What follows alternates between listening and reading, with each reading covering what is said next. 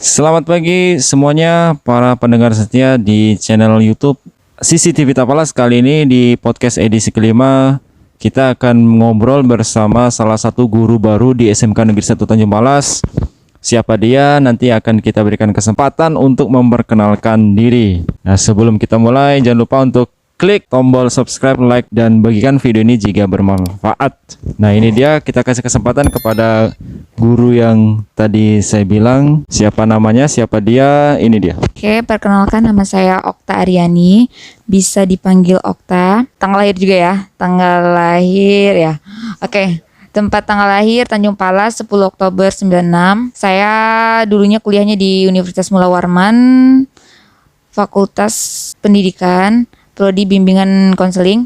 Jadi saya baru aja ngajarnya sekitar sebulan ya, ini udah sebulan. Ya begitu, saya baru aja sih sebulan di sini. Baik, baru sebulan bekerja di SMK Negeri 1 Tanjung Palas. Apakah sebelum di SMK ini punya pengalaman kerja di bidang lain? Kalau di bidang lain, tapi masih sama-sama psikolog gitu ya ada. Saya kerja di perusahaan, tepatnya di PT Gawi Plantation di Estate Antutan. Ya, saya kerja di situ sekitar hampir 2 tahun. Karena memang sejak saya lulus kuliah saya kesini agak kesulitan ya untuk waktu itu guru BK, karena pada dasarnya guru BK itu bisa dihandle sama guru yang lain. Itu pendapat guru-guru yang lain sih. Selama di sini mungkin beda-beda kali ya. Nah, kalau di tempat sebelumnya saya cuman kalau bidang BK itu saya cuman ini sih pernah PPL aja. Praktek itu aja, sama sempat bantu guru aja, itu kenalan juga sih di organisasi, sempat ngebantu gitu aja, tapi tetap di handle, masih ada yang handle lah, saya cuma kayak bagian support gitu aja sih. Kilas mengenai pengalaman kerja sebelum masuk di SMK Negeri 1 Tanjung Palas. Nah, sekarang kita mau tanya nih, kesan pertama ketika masuk di sekolah ini, kan tadi sudah sekitar sebulanan mengajar, gimana kesannya nih? Kesan dan pesan mungkin sebulan ya, sebulan itu kayaknya masih belum bisa juga 100% saya bilang gimana keadaan di sini gitu. Mungkin ini sekitar 60% ya, masih pengamatan saya dan apa yang saya rasakan gitu. Pertama masuk ke sini sih pasti pertama tuh seneng aja gitu, karena bisa diterima di sini, bisa menjadi bagian dari SMK 1, terus bisa menjadi guru BK, dan agak kaget juga karena guru BK-nya saya sendiri. Jadi saya belum sempat bertanya-tanya lah sama guru BK yang memang benar-benar guru BK sesungguhnya gitu, karena memang sempat sebelumnya kan dihandle sama ibu yang bukan guru BK gitu. Sebenarnya sempat peralihan lah, dulu ada guru BK-nya, cuman guru BK-nya kan pindah, terus dihandle sama ibu tapi bukan jurusan BK gitu. Jadi ya mungkin sempat agak sedikit kebingungan kayak gitu sih. Cuman kalau untuk teman-teman guru-guru yang lain sih cukup menyenangkan gitu, mengenal banyak orang gitu. Tapi saya belum bisa menyimpulkan kayak gimana dan bagaimana ya. Tapi menurut saya ini cukup menyenangkan aja sih, di sini bisa berkenalan dengan orang-orang baru, dengan seluruh siswa-siswi di sini, peserta didik di sini cukup menyenangkan. Walaupun ada ya sedikit kaget-kagetnya juga. Mungkin dengan saya PPL agak berbeda gitu. Pasti kan ada perbedaan lah. Cuman tantangan baru buat saya sih. Baik, memang sebelumnya di sini untuk guru BK itu belum ada semenjak kepindahan dari salah satu ibu yang mengajar di BK, kemudian dialihkan ke guru mapel yang bukan membidangi BK. Jadi sekarang mungkin kebingungan mau tanya sama siapa, mau konsultasi sama siapa. Tapi di sini dulu pernah ada satu guru BK yang bukan murni bidangnya, yang cukup lama dia membidangi BK di sekolah ini, itu ada Bu Iring. Nah, mungkin nanti bisa komunikasi dengan Bu Iring untuk ya sekedar tanya-tanya atau mungkin konsultasi. Nah, kita kembali ke pembahasan utama. Sudah tinggal di sini berapa lama nih? Maksudnya di Tanjung Palas sudah berapa lama? Saya aslinya itu dari Antutan. Saya tinggalnya di Antutan. Jadi udah cukup lama sih. Saya cuman pindahnya saya lahirnya di Tanjung Palas. Cuman sempat tinggal di Tanjung Selor juga, habis itu pindah ke Antutan gitu dah. Ya tinggal di Antutan. Cuman pas kuliah aja, kuliah sampai tahun 2019 saya di Samarinda, terus pindah ke sini langsung kerja di perusahaan sebagai bagian HRD sih. Itu. Ya mungkin kalau untuk guru BK yang lainnya itu untuk konsultasi, mungkin saya juga masih ada dosen kan, dosen dan teman-teman BK yang lain, ya mungkin bisa juga sama yang Bapak sebutkan tadi, Ibu yang sebelumnya menghandle, itu cukup lama ya, pernah sharing-sharing juga sih, mungkin lebih banyak lagi lah nanti sharingnya. Kan bekerja di perusahaan itu kalau secara keuangan kan lumayan tuh pendapatannya. Kenapa memilih terjun ke sekolah nih? Kalau dibilang lumayan, lumayan sih, sempat juga teman-teman yang lain, teman-teman kantor saya sebelumnya, keluarga, juga bertanya apakah keputusan saya ini adalah suatu keputusan yang tepat. Kalau ditanya semenjak saya masuk bimbingan konseling, semester 4 saya lalui, udah banyak air mata, keringat gitu kan yang saya lalui. Terus saya berusaha untuk merubah paradigma orang-orang tentang BK itu apa gitu. BK itu bukanlah polisi sekolah, BK itu bukan tukang cukur rambut, BK itu bukan tentang orang yang menggunting rok dan lain sebagainya atau celana. Itu yang ingin saya rubah gitu. Saya udah sekolah, udah banyak saya coba, saya bantu ngajar di SMP, di SMA saya bantu guru-gurunya gitu. Walaupun waktu itu bukan prakteknya saya gitu. Itu udah banyak saya lalui. Semenjak saya pulang ke sini karena permintaan orang tua, saya itu memang udah mendaftarkan diri ke dinas provinsi, kabupaten dan sekolah-sekolah. Saya mau jadi guru BK. Memang mungkin belum rezekinya saya dan saya belum ada panggilan gitu. Kalau untuk perusahaan itu sebenarnya itu cuma mengisi waktu saya. Namun mengisi waktu ternyata alhamdulillah gajinya lumayan dan pengalamannya juga lumayan. Saya bertemu sama orang-orang hebat, yaitu bos saya waktu itu ada orang psikolog gitu. Jadi banyak ilmu yang saya dapat. Dan tentang saya pindah itu ya jujur uang itu sangat berarti ya. Kita nggak bisa hidup tanpa uang gitu. Tapi pesan dari almarhum bapak saya ketika beliau meninggal tepatnya 2 bulan yang lalu. Dan lalu beliau mengatakan bahwa dia pengen mengkuliahkan anaknya cuma ada 2 orang. Anaknya satu di bidang kesehatan, satu di bidang pendidikan, itu saya di bidang pendidikan. Beliau pengen lihat saya itu menjadi guru. Entah itu nanti guru karir saya, nanti goal saya nanti misalnya jadi PNS atau gimana. Yang penting setidaknya saya pernah mengabdi menjadi seorang guru. Beliau pengen itu sih. Beliau pengen saya mengabdi sebagai seorang guru ya di sini di Kalimantan Utara di Bulungan. Karena kalau di Samarinda dia nggak bisa ngelihat saya gitu. Saya mungkin hebat, saya mungkin bisa diterima di Samarinda, tapi bukan di provinsi saya. Nah, beliau pengen saya bisa jadi guru di tanah kelahiran saya sendiri. Karena beliau kan dari Jawa, transmigrasi pindah ke sini. Itu yang beliau rasakan, beliau hebat di sini, tapi nggak di tanah kelahirannya. Jadi beliau membangun kampungnya orang, tapi nggak membangun kampungnya sendiri. Nah, itu ada rasa yang beliau rasakan. Nah, beliau mau saya membangun tempat lahir saya sendiri gitu. Karena beliau pernah mengatakan sama saya, kehidupan itu bukan cuma tentang masalah uang, tapi tentang apa dedikasi yang kita berikan ke orang-orang. Karena saat kita meninggal, orang akan mengingat apa yang udah kita berikan gitu. Karena guru itu memang guru sekarang digaji ya, guru kan gaji. Cuman kan sebagai seorang pendidik itu tetap pendidik itu adalah orang yang berhati mulia gitu, amanah. Anak-anak bakal ingat seterusnya dan selamanya bahwa ini adalah guru saya, seperti itu gitu sih Pak. Jadi saya udah mikir lama, jadi saya bukan mikir 1 hari 1 malam, saya udah mikir ini sebulanan sebelum saya resign. Saya udah mikir semuanya secara matang-matang dan insya Allah mungkin ini jalan saya berkat ridho dari orang tua saya juga. Baik, itu dia apa yang menjadi latar belakang kenapa bergeser dari perusahaan ke sekolah. Selain daripada untuk mengabdikan diri, dan tadi juga disebutkan bahwasanya itu adalah salah satu amanah dari orang tua. Semoga orang tua tenang di alam sana dan semoga ditempatkan di tempat yang terbaik. Nah, kita bahas mengenai kebidangan BK. Tadi dibilang kalau BK itu bukan tempat cukur rambut. Ya, setuju sih. Jadi BK itu bagaimana nih? BK, bimbingan. Bimbingan itu adalah pemberian layanan kepada siswa, bimbingan kepada siswa. Bimbingan itu adalah bukan siswa yang bermasalah, tapi memberikan bimbingan kepada siswa yang memang sedang baik-baik aja. Bimbingan kepada siswa, kita bertanya kepada siswa tentang kesulitan mereka dalam belajar. Bagaimana, karena dalam BK itu ada metode-metodenya gimana cara siswa bisa mengatasi kesulitannya. Di sini peranan guru BK. Peran guru BK membantu siswa ketika siswa sedang mengalami kesusahan, ada permasalahan dengan orang tua, keluarga, dan ya anak-anak yang sekarang SMK remaja pasti ada masalah dengan kekasihnya dan lain sebagainya seperti itu. Nah, itu peranan guru BK. Kalau kata teman saya dulu sih waktu kuliah, guru BK tuh kepo katanya gitu. Semua hal itu ditanyakan. Padahal memang bukan kepo sih, tapi memang itulah peranan guru BK. Dan dalam guru BK itu siswa-siswi nggak perlu takut karena ada asas kerahasiaan. Asas kerahasiaan itu adalah guru BK nggak akan menceritakan itu permasalahan yang diceritakan kepada guru BK, termasuk ke teman sejawatnya sesama guru BK maupun guru-guru yang lain. Karena itu adalah janji guru BK selama 4 tahun kuliah, itu adalah janjinya tidak akan menceritakan masalah dari konselinya. Konseli itu adalah kliennya, seperti itu. Jadi nggak akan pernah diceritakan. Konseling itu adalah ketika kita melakukan konseling, ada konselor dan konseli.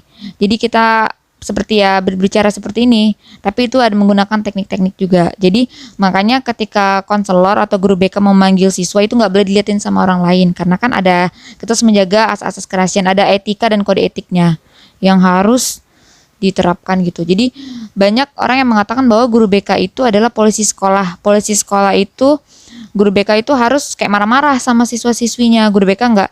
Kalau guru BK lembut tuh pasti nggak akan didengar, katanya pasti gitu-gitu kan, kata orang-orang yang lain sebagainya lah gitu. Teman-teman saya yang fakultas lain juga waktu itu ngomong kayak gitu.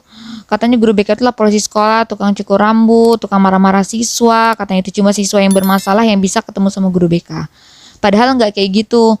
Misalnya siswa-siswi bingung nih mau kuliah, mau kerja, atau misalnya mau nikah. Setelah kelas 3 boleh datang ke guru BK. Jadi sebenarnya guru BK itu ada sih kayak instrumen-instrumen gitu seperti untuk diisi oleh siswa. Cuman saya udah coba karena siswa itu agak males ya untuk mengerjakan karena panjang banget kan. Kayak pilihan-pilihan gitu. Jadi kayak agak sedikit mungkin karena kebanyakan di rumah kan agak males juga. Mungkin mereka juga banyak tugas jadi agak sedikit kendalanya itu sih. Sebenarnya dari situ saya bisa lihat masalah siswa itu apa. Asalkan mereka jujur jawabnya, saya bisa lihat masalah siswa itu apa dan situ saya membantu. Sebenarnya kayak gitu sih sebenarnya peran guru BK, bukan cuma saat siswa ada masalah aja.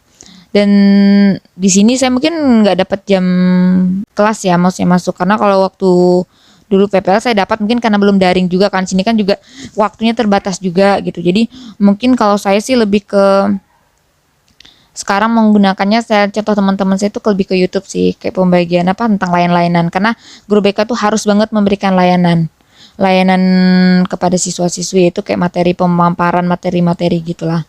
Kayak gitu sih, mungkin saya coba nanti sih di YouTube gitu sih. Ya baru insya Allah sih di YouTube gitu. Ya bisa dicontoh lah sama Mister kan, bisa dibuat di YouTube. Oke. Baik, menarik nih. Guru BK di SMK mau bikin channel untuk memberikan layanan. Tapi nanti kalau ada pertanyaan di kolom komentar, kemudian dibahas di situ, kemudian dilihat banyak orang kan jadi ketahuan dong. Nah, mungkin nanti bisa dipertimbangkan lagi lah, Ibu, bagaimana strateginya. Nah, ngomong-ngomong masalah guru BK, tapi dulu kok guru BK di sekolah ini kayak polisi yo. Kalau hari Senin itu sudah bawa kayu, tunggunya di gerbang depan. Itu datangi anak-anak yang terlambat. Memang waktu itu sih anak-anaknya banyak banyak terlambat sih. Jadi pendekatan halus sudah pernah dicoba dan ternyata belum berimbas. Dicobalah pendekatan yang agak kasar. Apakah ada efeknya apa enggak gitu. Saya enggak nyalakan sih, tapi mungkin itu cara dia mengobservasi pendekatan mana yang lebih efektif. Nah, tadi dibahas guru BK itu enggak hanya melayani anak-anak yang nakal nih, tapi yang baik-baik aja juga dilayani. Seperti tadi dibahas pelayanan pendidikan selanjutnya harus bagaimana, karir selanjutnya bagaimana setelah lulus SMK, atau mau bekerja atau bagaimana, atau mau menikah. Nah, Ibu ndak konsultasi ke guru BK nih, mau nikah ndaknya nih? Jadi masing-masing sih guru BK itu punya tekniknya masing-masing ya. Tapi yang waktu itu diingatin sama dosen saya sih seperti itu. Saya juga nggak bisa nyalain sih sebenarnya, karena memang kenyataan yang ada ketika kita di lapangan berbeda dengan apa yang kita dapat waktu pas kuliah. Itu pasti beda kan. Kalau waktu kuliah kan pasti dijelasin harusnya guru BK itu harus seperti ini. Kalau kita lemah lembut juga, kita sendiri yang akan dilawan oleh siswanya. Siswanya mungkin nggak akan mendengarkan kita gitu. Mungkin ibu yang dulu sebelumnya itu pakai seperti itu kan agar siswa-siswi itu bisa tertib gitu. Itu sih ada teknik-tekniknya sendiri, mungkin teknik ibu itu seperti itu gitu. Saya juga nggak tahu ke depannya, bisa jadi sekarang saya bilang harus seperti ini, harus kayak guru BK nggak bisa jadi nggak boleh jadi polisi, nggak boleh yang marah-marah gitu kan. Tapi nggak tahu setelah ini saya lihat ternyata di lapangannya berbeda ya, mungkin bisa jadi saya yang sepertinya kayak kalem sekarang mungkin bisa berubah gitu kan sebenarnya gitu. Nggak bisa kita iniin sih sama ini ya, misalnya di waktu di kampus itu saya juga ngerasa guru BK tuh harus kayak gini, ternyata pas saya praktek beda, kenyataan yang ada itu beda. apalagi pas saya kerja sekarang yang apalagi saya guru BK sendiri kan yang saya hadapin juga beda. Alhamdulillah sih di sini kayak masih agak awal-awal dibantu gitu sama guru-guru yang lain gitu kan. Saya masih lihat cara-cara guru yang lain mengatasi siswa yang bermasalah itu seperti apa gitu. Itu yang mungkin kedepannya mungkin pelajaran lebih lah buat saya kayak gimana cara melakukan teknik-teknik agar siswa-siswi pendekatan lebih agar siswa-siswi ini nggak harus kita ngomel-ngomel terus kepada mereka gitu. Nah, karena di usia yang sekarang itu kalau kita marahin, mereka tuh akan makin melunjak gitu. Karena kan kita semua pernah di posisi seperti ini gitu. Tapi kalau siswa-siswi yang terlambat seperti yang saya alami hari ini aja, memang menegangkan sih karena mereka dikasih tahu udah diperingatkan jangan terlambat, pakai masker dan lain sebagainya, tapi mereka masih ulangi lagi, rambutnya juga seperti itu gitu. Ya nggak menutup kemungkinan guru BK yang nggak mau jadi polisi sekolah berubah jadi polisi sekolah ya karena yang terjadi di lapangan kayak gitu sih. Karena siswa-siswi ini kan sedang mencari jati diri mereka, ada rasa mereka ya untuk apa sih potong kayak gini, orang lebih keren kayak gini, idola-idolanya juga yang kayak gini gitu. Jadi sebenarnya guru BK itu nggak harus bekerja sendirian karena bekerja bersama orang tua dan lain guru-guru yang lain dan lain sebagainya gitu sih. Selanjutnya, ya sebelum saya di sini saya termasuk orang yang sering ditegur guru BK dulu waktu sekolah. Saya itu ya waktu sekolah alhamdulillah sih kayak peringkat 1 gitu. Alhamdulillah. Cuman saya itu tipe orang yang kayak agak keras kepala gitu, dikasih tahu kalau dibilang guru BK saya itu kepala batu katanya kayak gitu karena saya roknya itu saya pendekin gitu kan, rambutnya juga saya gimanain, saya mau belajar, saya mau pintar, tapi saya nggak mau diurusin penampilan saya gitu. Jadi saya termasuk kuku saya, termasuk saya warna-warni, termasuk saya sering ditegur guru BK sampai guru BK-nya pernah bilang sama saya, ya nanti kamu bakal rasain kalau kamu jadi pendidik katanya kayak gitu. Orang pintar nggak cuman dari cara dia belajar, tapi juga dari cara dia berpenampilan dan etikanya gitu. Bagaimana dia bisa merespon orang yang lebih tua, menghadapi orang yang lebih tua kayak gitu-gitu. Tapi mungkin inilah jalan saya di guru BK ya karena pernah sebelumnya saya memang sering ditegur guru BK juga sih. Dari selama saya sekolah kelas dari SMA kelas 1 2 3 termasuk sering ditegur guru BK. Ya mungkin ya karena itu saya sekarang jadi guru BK dan saya merasakan sendiri bagaimana susahnya menjadi seorang guru. Bukan cuma guru BK ya, tapi maksudnya seluruh guru. Kayak gitu. Jadi kalau dulu pas saya masuk kuliah, pas saya masuk SMA saya jarang sih untuk konsultasi sama guru BK karena mungkin nggak pernah dijelasin sih kalau itu yang salahnya saya sampai saya salah jurusan waktu kuliah. Saya sampai salah karena saya nggak bertanya dan guru BK-nya juga waktu itu kayaknya nggak bertanya sama siswa-siswinya. Itu sebenarnya yang salah, itu yang harus dirubah lah. Dirubah ini yang sangat penting sekali karena banyak banget saya dan teman-teman saya yang lain itu salah jurusan, banyak banget. Salah jurusan, berarti ini bukan salah guru BK-nya juga ya maksudnya. Cuman tapi kita emang nggak ada sih kayak ditanya sama guru BK atau konseling lain sebagainya itu nggak ada. Waktu itu kita kebingungan sendiri. Kita nggak tahu arahnya kemana karena orang tua juga mengarahkan ya terserah kamu yang kuliah pilihan kamu ya udah gitu. Karena saya yang penting saya kuliah aja, saya jadi mahasiswa ya saya ambil BK dan alhamdulillah lulus gitu. Itu aja sih. Pas masuk di BK saya termasuk mahasiswa yang sering konsultasi sama psikolog karena kayaknya saya tipe orang yang mengalami kayak menurut saya itu gangguan gimana gitu. Saya tuh kayak misalnya saya tuh termasuk aktif gitu, kayak saya tuh kan tipe orangnya kayak keras kepala. Jadi setiap sesuatu itu saya selalu bimbang dan bingung, ada rasa kekhawatiran yang berlebihan pada diri saya. Sebenarnya orang harus tahu itu juga masalah. Itu adalah masalah kesehatan mental. Nah, jadi saya ada dosen psikolog, saya ingat banget saya sampai cerita tentang beliau tentang saya yang harus bingung pilih kos aja saya bingung. Saya sampai curhat ke dosen saya dan semuanya tentang jodoh saya juga bingung. Saya semuanya tentang menikah saya juga curhatkan ke dosen saya dan saya harus pilih seperti apa ya ke dosen saya kayak gitu. Tapi kan kembali lagi semuanya ditentukan sama Tuhan kan. Nah, selebihnya kita cuma berusaha aja gitu menceritakan masalah kita kepada orang yang tepat, orang yang bisa mengarahkan, tapi bukan membantu kita memilih pilihan. Itu yang harus diketahui. Guru BK ataupun psikolog itu nggak bisa menentukan kalau kita lagi bingung A atau B. Kita dibantu memilih, kita nggak bisa. Kita cuma dikasih tahu A ini seperti ini, resikonya seperti ini, B seperti ini, resikonya seperti ini, dan kamu pilih yang mana. kalau guru BK nggak bisa menetapkan kamu harus pilih A atau B, itu nggak bisa. Itu kembali ke konselingnya lagi mau milih seperti apa. Nah sebelumnya saya juga udah pernah ke psikolog itu, ya dosen saya sendiri, beberapa dosen ya. Saya sempat cerita tentang ya permasalahan yang saya hadapi selama kuliah, tentang nggak cuma tentang kuliah aja, tentang karir, tentang percintaan, keluarga, saya semua ceritakan ya. Jadi alhamdulillah saya agak lega sih menurut saya, karena bisa diarahkan gitu.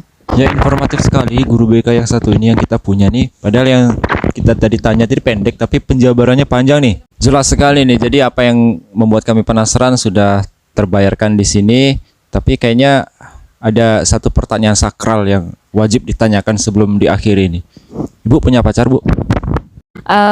Kalau untuk pacar sekarang kayaknya udah enggak, karena baru aja awal tahun lalu saya ditinggal nikah sama pacar saya. Jadi udah is okay, nggak apa-apa sih. Tapi kalau untuk sekarang kayaknya masih proses lah, proses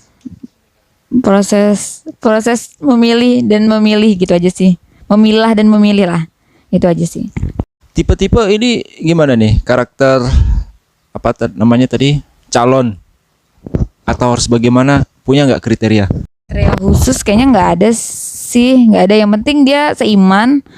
Karena sebelumnya saya juga beda agama gitu, jadi beda agama sebelumnya. Yang penting seiman dan bertanggung jawab gitu aja sih. Nggak ada kriteria yang harus dia seperti ini seperti itu, nggak ada. Cuma dia bisa seiman dan bertanggung jawab, udah cukup itu aja. Boleh tanya satu lagi nih, penilaiannya Ibu terhadap kami di sinilah. Mungkin saya sebut acak nih.